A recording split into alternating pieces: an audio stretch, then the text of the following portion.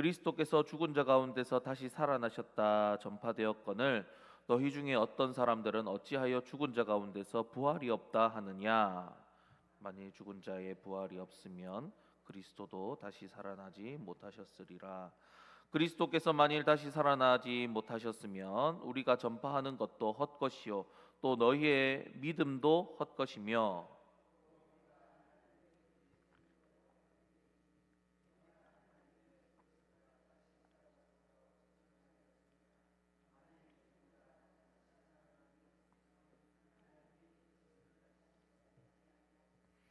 만일 죽은 자가 다시 살아나는 일이 없으면 그리스도도 다시 살아나신 일이 없었을 터이요.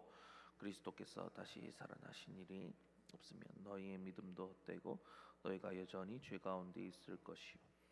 또한 그리스도 안에서 잠자는 자도 망하였으리니 만일 그리스도 안에서 우리가 바라는 것이 다만 이 세상의 삶뿐이면 모든 사람 가운데 우리가 더욱 불쌍한 자이리라. 아멘. 우리가 믿는 기독교 신앙의 핵심은 예수 그리스도의 십자가 부활입니다. 십자가가 우리 죄의 대속을 완성한 사건이라면 부활은 그 대속 사건이 완전히 성취되었음을, 그리고 그 사건이 진짜임을 선포하고 확증한 사건입니다. 그래서 우리 기독교에 부활이 없으면, 우리 예수님의 부활이 없으면 그 모든 것이 다 흔들리게 되는 것입니다. 헛것이 되게 돼 버린다라는 거죠. 자, 그러나 바울 사도가 이 편지를 보낸 고린도 교회 안에는 예수님의 이 부활을 부인하거나 왜곡하는 자들이 있었다라는 것입니다. 헬라 철학의 영지주의적 사고의 영향을 받아서 어떤 사람들은 육체의 부활을 부끄러운 것으로 여기고 죽은 자의 부활은 없다라고 주장하는 이들이 생겨났습니다. 왜냐하면 이 영지주의란 육체란 더러운 것이고 영적인 것만이 깨끗한 것, 그러니까 신적인 것만, 이 영적인 것만이 깨끗한 것이라 생각했기 때문입니다. 그래서 영적인 것, 자신의 영혼이 구원받아서 거룩하게 되었고 영적으로 부활했기 때문에 육체는 아무래도 괜찮다라고 생각했던 것입니다. 바로 이 자들이 교회 안에서 이전 본문 말씀에 보면 음행을 저지르던 자들이 바로 이 자들이었습니다.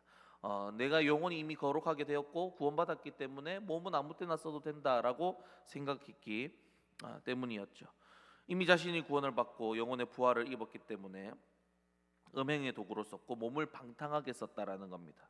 또 그들은요, 예수님이 거룩하신 하나님이시니 이 땅에 예수님이 오실 때에 인간의 몸을 입고 오실 수가 없다라고까지 이야기를 했습니다. 몸은 더러운 것인데 어떻게 거룩하신 하나님이 이 땅에 오실 때 인간의 몸을 입고 오실 수 있느냐? 그럴 수 없다라고 이야기하면서 예수님께서 그래서 이 땅에 오셔서 보이신 것은 다 환상에 불과하다. 그러니까 예수님이 실체가 없고 몸을 입고 오신 것이 아니라 몸으로 보이게 영혼으로 오셨으나 몸으로 보이게 역사한 것뿐이지 실제 몸을 입고 오신 것은 아니다. 이렇게까지 이야기하기에 이릅니다. 그래서 예수님께서 십자가에 달려 죽으신 것도 아니고 부활하신 것도 아니다. 그냥 이미 영혼으로 오셔가지고 몸을 입지 않으셨으니까 죽으신 것도 실체가 아니고 그래서 부활도 없다. 그렇게 믿었던 것입니다. 그런 이유로 또 그들은 새 하늘과 새 땅은 없고 영적인 천국만 있다라고 믿었습니다. 그래서 예수님께서 다시 오실 때 새 하늘과 새 땅을 열어주신다라는 말씀에 대해서도 그들은 거부하였습니다. 그렇게 그들은 예수님의 부활도 없고 우리 몸의 부활도 없다라고 믿었다라는 것입니다. 이런 영지주의적 사고가 고린도 교회를 흔들어 놓았던 것이죠.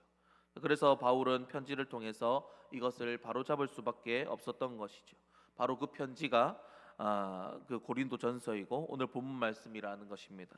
자, 오늘 본문 말씀 12절에 그리스도께서 죽은 자 가운데서 다시 살아나셨다 전파되었거늘 너희 중에는 어떤 사람들은 어찌하여 죽은 자 가운데서 부활이 없다느냐라고 이야기하죠. 자, 그렇습니다, 여러분. 사도 바울이 고린도에서 전한 것은 우리 예수님께서 구원자 되심과 그 구원자 되심을 부활로 확증하셨다는 것, 즉 복음이었습니다. 그래서 바울은 부활이 없다면 우리의 믿는 것이 다 흔들린다. 그 영지주의적 사고를 받아가지고 그렇게 말하는 자들을 따라가면 안 된다라고 이야기하는 것입니다. 부활이 없다면 우리가 믿는 것이 다 헛것이 된다라고 하면서 이제 변증을 하는 것입니다.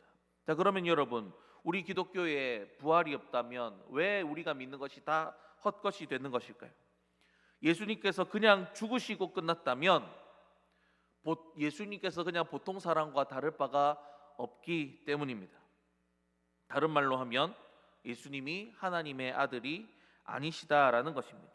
물론 십자가에 달리기 전까지 우리 예수님께서는 엄청난 기적들을 또 보여주셨죠. 사람이라면 정말 할 수 없는 그런 놀라운 일들이었습니다. 하지만 결국은 다른 사람들과 똑같이 죽으셨다라는 거죠. 자, 그래서 예수님께서 만약 죽은 자 가운데서 다시 살아나지 않으셨다면 예수님께서 하나님의 아들이신가 아닌가에 대한 논란이 아직까지도 있었을 것입니다. 그리고 하나님의 아들이 아니신데 어떻게 우리 죄를 대신 지시고 죽으실 수 있는가에 대한 문제가 생기겠죠. 죄가 없으신 하나님의 아들이시기에 우리 죄를 다 짊어지실 수 있는 것인데, 대신 짊어지실 수 있는 것인데, 대속이 가능한 것인데 하나님의 아들이 아니시라면 예수님께서 십자가에 우리 대신 죽으셔서 우리를 죄에서 구원하셨다는 것이 도저히 믿기 어려워진다라는 것입니다. 그래서 예수님의 부활이 없다면 우리가 믿는 것이 다 헛것이 된다라는 것이고, 부활이 없다면 사도 바울이 오늘 본문에서 말했듯이 우리는 세상에서 가장 불쌍한 사람들이 돼버리는 거죠. 자, 그런 의미에서 만약 예수님의 부활이 없다면 이미 그리스도 안에서 죽은 자들도 망하게 된다라는 것입니다. 왜냐하면 예수님께서 부활로 자신의 하나님의 아들이심을 증명하셨고 자신의 죽음이 대속의 죽음이라는 것을 분명히 확증하셨는데, 예수님의 부활이 없다라면 대속이 무의미해지니까 이미 그리스도 안에서 죽은 자들이 어디서 죽은 겁니까? 죄 안에서 죽은 거죠. 예수님 안에서 죽은 것이 아니라 대속의 은혜가 다 거짓말이고 하니까 이미 죽은 자들도 천국에 간 것이 아니라 어디로 간 것입니까? 지옥에 간 것이나 마찬가지라는 겁니다. 대속이 없어져 버리니까. 부활이 없으면요, 예수님의 대속은 아무런 의미가 없는 것입니다. 그러니 그 이전에 죽었던, 우리 주 안에서 죽었던 많은 이들도 망하게 되는 것이죠. 죄 안에서 죽었으니 다 지옥에 가게 된 것입니다. 그리고 이후에 죽는 자들도 마찬가지죠. 부활이 없으면 예수님의 대속하심의 의미가 없어지기에 예수님을 믿는 사람들의 죽음은 다 죄 안에서 죽는 것이라 다 지옥 가게 된다라는 것입니다. 그래서 다 망하게 되는 거죠. 우리 예수님의 부활이 없다면 우리는 다 망하게 되는 겁니다. 그래서 만약 예수님의 부활하심이 없다면 영적으로 구원받았다고 말하는 그 영지주의적 사고를 받은 사람들의 구원도 없다라는 거죠. 다 없어져 버리는 겁니다. 예수님의 부활하심이 없다면 정말로 기독교는 망하게 되는 것입니다. 그러니 사도 바울이 고린도 교회 사람들에게 예수님의 부활이 있다라고 다시 강력하게 말씀하고 있다라는 거죠. 그렇습니다, 여러분. 예수님께서는 분명히 정말로 다시 살아나셨습니다. 예수님의 부활은 역사적으로도 증명이 되고 제자들을 통해서도 증명이 되죠. 예수님께서 십자가에 달려 죽으실 때 다 도망치고 예수님을 모른다 하던 그들이 한순간에 변화되어 죽음마저도 두려워하지 않고 예수님을 전할 수 있었던 이유가 무엇이겠습니까? 예수님의 부활을 정말로 경험했기 때문이라는 것입니다.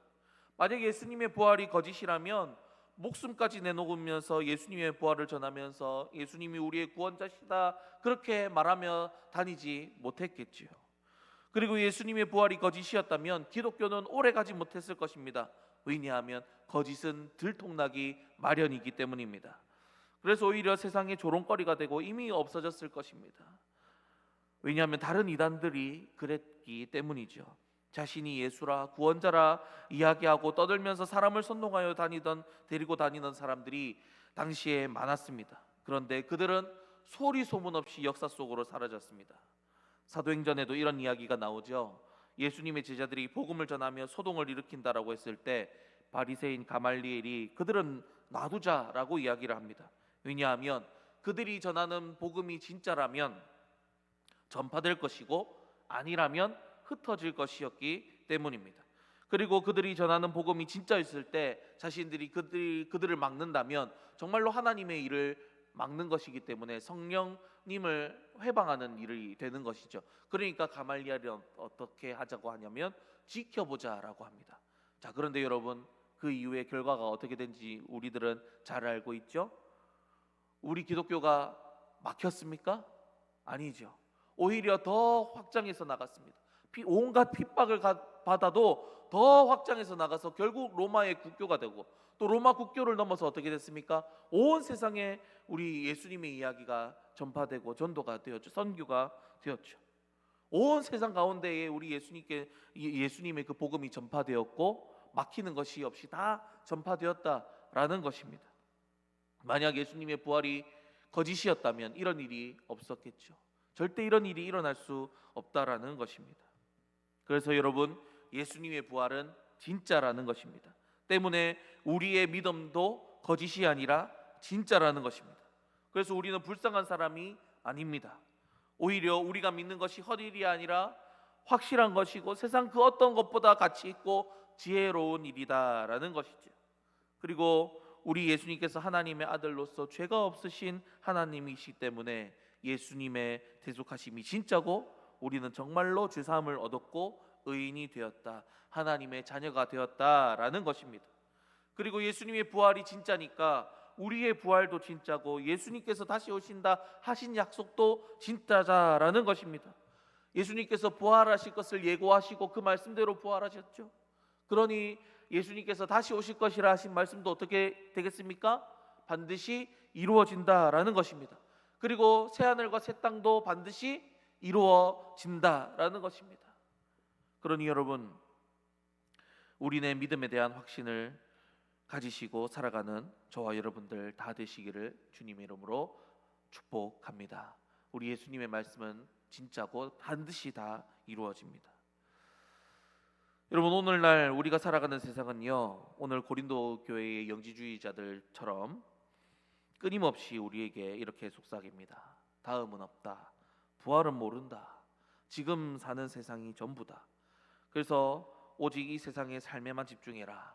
이 땅에서 잘 먹고 잘 사는 것이 전부다. 이렇게 세상은 이야기를 합니다. 그래서 이 땅에서 잘 먹고 잘 살기 위해서라면 무슨 짓이든 해라. 그렇게 세상은 이야기합니다. 자, 하지만 여러분, 그 이야기는 사실이 아닙니다. 우리에게는 천국이 있고 부활이 있고 부활하여 누릴 새하늘과 새 땅이 있습니다. 그것을 우리 예수님께서 부활하심으로 확증해 주셨습니다. 그러니 이제 이것을 믿는 우리는 이제 어떻게 살게 되는 것입니까? 영지주의들처럼 막 우리 몸은 더럽고 영혼은 거룩하니 내가 이미 구원받았으니 나는 이제 막 살아도 된다, 그렇게 살아가게 되는 것이 아니죠. 예수님의 부활을 믿는 자들은 이제 어떻게 살아가는 거냐? 이 세상을 살아갈 때 장차 우리가 누릴 것을 준비하는 삶을 살게 되는 것이죠. 우리에게 천국과 부활과 영생, 새하늘과 새 땅을 주신 하나님께 감사하며 예배하는 삶, 하나님을 최우선으로 두고 사는 삶을 살게 될 것입니다. 이 땅에 썩어질 것에 미련이나 욕심이 없으니 나누고 베푸는 데 인색하지 않은 삶을 살게 될 것이지요. 그리고 우리네 믿음이 가치롭고 보배로운 것인 줄 알고 그 어떤 것과도 바꾸지 않는 그런 삶을 살게 될 것입니다. 그리고 하나님의 말씀이 확실하고 맞는 줄 알아서 그 말씀에 순종하며 살아가게 되는 삶을 살아가게 되는 것이 바로 예수님의 부활을 믿는 자들의 모습이겠지요. 이 주님을 믿고 부활을 믿는 그리스도인은 이런 삶을 살아야 한다라는 것입니다. 그러니 사랑하는 여러분, 바로 이런 삶으로, 부활을 확신을 가진 삶으로 주님께 영광 올려드리며 우리네 인생길 믿음의 확신으로 걸어나가시는 저와 여러분들 다 되시기를 주님의 이름으로 간절히 축복합니다. 기도하겠습니다.